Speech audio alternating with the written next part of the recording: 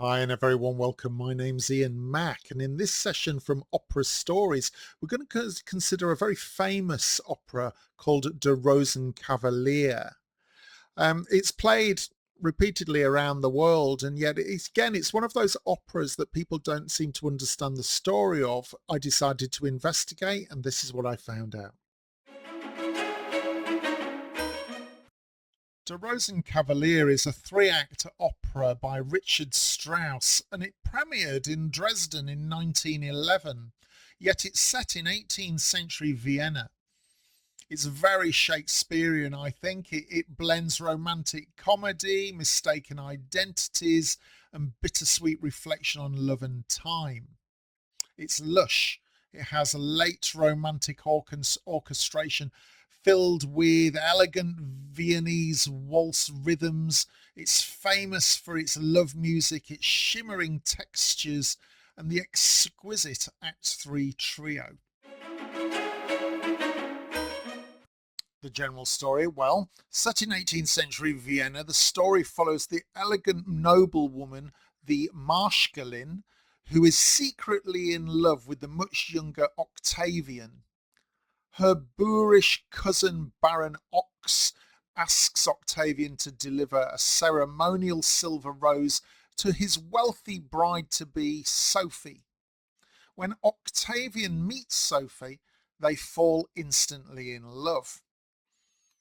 Disgusted by Ox's crudeness, they plot together to stop the marriage. In a comic trap, Octavian disguises himself, this is why I think it's Shakespearean, and exposes Ox's behaviour, driving him into disgrace.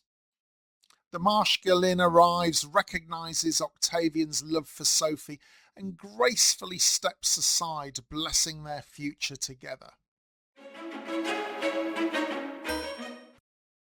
The main characters of the opera include Marschallin, or the Marschallin, an elegant worldly noblewoman in 18th century Vienna, secretly having an affair with the much younger Octavian, wise, graceful and reflective about the passing of time and of lost love.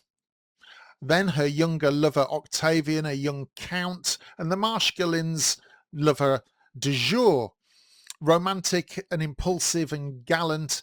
He's sent to present the ceremonial silver rose to Sophie, but falls in love with her instead. Sophie is a sweet, innocent young noblewoman, kind-hearted, idealistic, initially promised to Baron Ox, but quickly falls in love with Octavian. And finally, Baron Ox himself, the Marschallin's boorish and arrogant cousin. He seeks to marry Sophie for her wealth and her status. Crude and comic, eventually humiliated and driven away by Octavian's trick. In Act 1 of the opera, we encounter love and reflection. In 18th century Vienna, the aristocratic Marschallin is having a secret love affair with the much younger Octavian. Their mourning together is interrupted by her boorish cousin Baron Ox, who wants her help in arranging his marriage to the wealthy young girl Sophie. The Marschallin agrees to send Octavian as the Knight of the Rose to formally present a ceremonial silver rose to Sophie. After Ox leaves, the Marschallin quietly reflects on the passing of time and realizes Octavian's love may not last. Act 2, the Silver Rose. Well, at Sophie's family home, Octavian arrives in elegant ceremony to present this silver rose.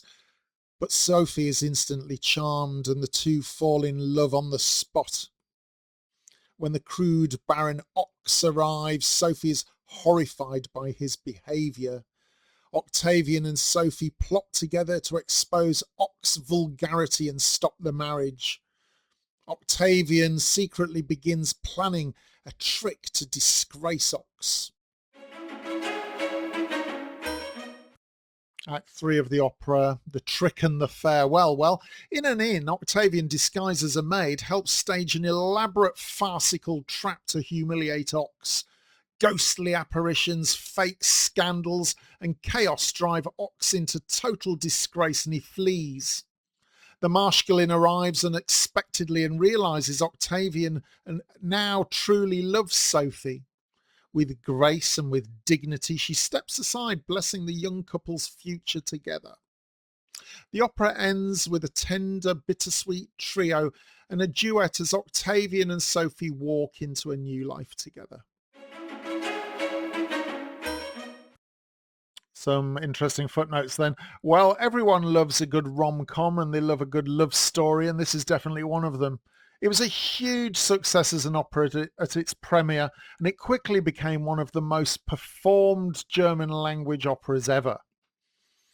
After his shocking modernism of his earlier works, which include Salome and Elektra, Strauss surprised his audiences with the lyrical elegance of Der Rosenkavalier. Der Rosenkavalier, well, the romance of Strauss, a romantic opera. What's not to love about this work?